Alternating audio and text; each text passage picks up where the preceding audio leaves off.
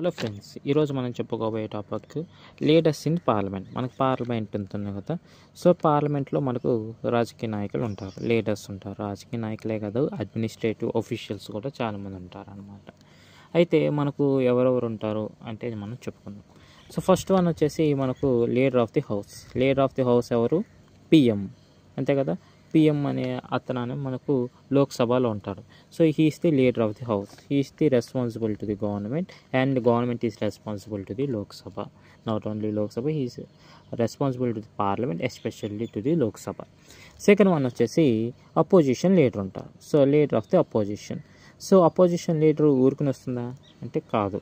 ఎవరైతే 1/10 of the total strength of the Lok Sabha, అంటే for suppose లోక్సభలో మొత్తం 550, దీంట్లో 1/10 ఎవరైతే సీట్లు సంపాదించుకుంటారో, ఏ పార్టీ అయితే సీట్లు సంపాదించుకుంటుందో ఎక్సెప్ట్ గవర్నమెంట్ పార్టీ కాకుండా ఇంకా రిమైనింగ్ ఏ పార్టీ అయితే ఉంటుందో, ఫర్ సపోజ్ 55 సీట్స్, అంటే 55 సీట్స్ కన్నా ఎక్కువ వస్తే సో ఆ పార్టీ అనేది మనకు అపోజిషన్ పార్టీ అనమాట.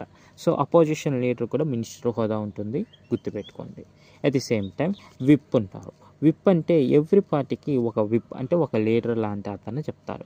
సో ఈయన ఏంటంటే ఈయన ఒక గవర్నమెంట్ లేదంటే రిమైనింగ్ ఆ పార్టీ యొక్క రూల్స్ని సెట్ చేసి, సో మీరు ఇలా రండి, మీరు అలా రండి, సో మీరు ఈసారి మన ఓటు వీటికి వేద్దాం, ఈసారి ఓటు దీనికి వేయకూడదు అని కొన్ని మనకు క్లాస్ రిప్రజెంటేటివ్స్ ఇయర్ మనకు ఎవరి గ్రూప్ ఉంటారు కదా. సో అతని రూల్స్ మనకు చెప్తా ఉంటారు కదా, ఇది పరిస్థితి అది అని.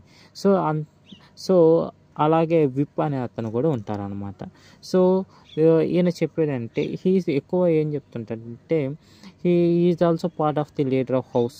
అంటే లీడర్ ఆఫ్ హౌస్లో ఉంటారు, అంటే ఈయన గవర్నమెంట్ తరపున ఉంటారు, అపోజిషన్ తరపున ఉంటారు. ఈయన ఏం చేస్తారంటే ఈయన చెప్పాను కదా ప్రీవియస్గా, ఈయన రెస్పాన్సిబిలిటీ అనమాట. సో అటెండెన్స్, పార్టీ మెంబర్స్ అందరూ అటెండ్ అయ్యారా లేదా అని చూసుకోవడం ఈయన యొక్క బాధ్యత. అయితే ఇది కాన్స్టిట్యూషన్ ఎక్కడ మెన్షన్ చేయలేదు.